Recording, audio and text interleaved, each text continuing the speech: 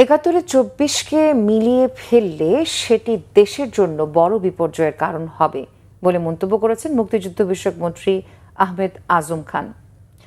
অন্যদিকে দেশের মালিকানা দাবি করার একমাত্র অধিকার মুক্তিযোদ্ধাদের বলে জানিয়েছেন ঢাকা দক্ষিণ সিটি কর্পোরেশনের প্রশাসক বীর মুক্তিযোদ্ধা মোহাম্মদ আব্দুস সালাম। স্বাধীনতা দিবস উপলক্ষে বীর মুক্তিযোদ্ধাদের সম্মান জানাতে সংবর্ধনা অনুষ্ঠানে এসব কথা বলেন তারা। মেজবা রহমানের রিপোর্ট। রাজধানীর নগর ভবন প্রাঙ্গণে আয়োজিত অনুষ্ঠানে শুরু হয় জাতীয় সঙ্গীত পরিবেশনের মাধ্যমে। এরপর বীর মুক্তিযোদ্ধাদের সম্মানার্থে ১ মিনিট নীরবতা পালন করা হয়। অনুষ্ঠানে অংশ নিয়ে বীর মুক্তিযোদ্ধারা স্মৃতিচারণ করেন মহান মুক্তিযুদ্ধের দিনগুলোর, তুলে ধরেন আত্মত্যাগ ও সংগ্রামের নানা অভিজ্ঞতা। অনুষ্ঠানে সভাপতিত্ব করেন ঢাকা দক্ষিণ সিটি কর্পোরেশনের প্রশাসক বীর মুক্তিযোদ্ধা মোহাম্মদ আব্দুস সালাম। তিনি বলেন, স্বাধীনতার গৌরবময়ী সংগ্রামে অবদান রাখা বীর মুক্তিযোদ্ধাদের প্রতি শ্রদ্ধা ও কৃতজ্ঞতা জানাতে এই আয়োজন। এই দেশের যদি কেউ মালিকানা দাবি করে, এটার একমাত্র অধিকার আছে মুক্তিযোদ্ধাদের। কারণ আমরা যুদ্ধ করে এই দেশটা স্বাধীন করেছি। রাষ্ট্রের সর্বোচ্চ সম্মান খাতা কলমের অধিকারী হলো মুক্তিযোদ্ধারা, কিন্তু বাস্তবে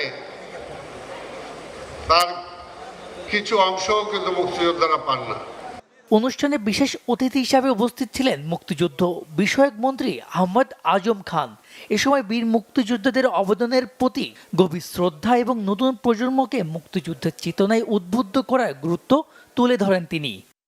২৪-এর ছাত্র জনতার অভ্যুত্থানের মধ্য দিয়ে আমরা ফ্যাসিবাদের পতন ঘটিয়েছি।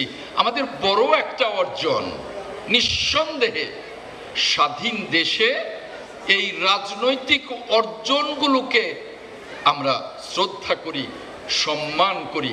তাই বলে এই অর্জনগুলোর সাথে আমরা যদি স্বাধীনতাকে সমানতালে করে ফেলি, সেটা আমাদের জন্য হবে অনেক বড় একটা বিপর্যয়ের কারণ। মুক্তিযুদ্ধের সময় রাজাকার আল-বদর সহ যুদ্ধাপরাধীদের সঠিক তালিকা প্রকাশ করা মুক্তিযুদ্ধ বিষয়ক মন্ত্রণালয়ের সবচেয়ে বড় চ্যালেঞ্জ বলেও জানান মুক্তিযুদ্ধ বিষয়ক মন্ত্রী। ওই মুহূর্তে যারা মুক্তিযুদ্ধ বিরোধী ছিল, রাজাকার, আল-বদর, আল-শামস, তাদেরও সঠিক তালিকা প্রণয়ন আমার মন্ত্রণালয়ের একটি বড় চ্যালেঞ্জ। এদিন বীর মুক্তিযোদ্ধাদের সংবর্ধনা প্রদান করা হয়। মেজবা রহমান, বাংলাভিশন, ঢাকা।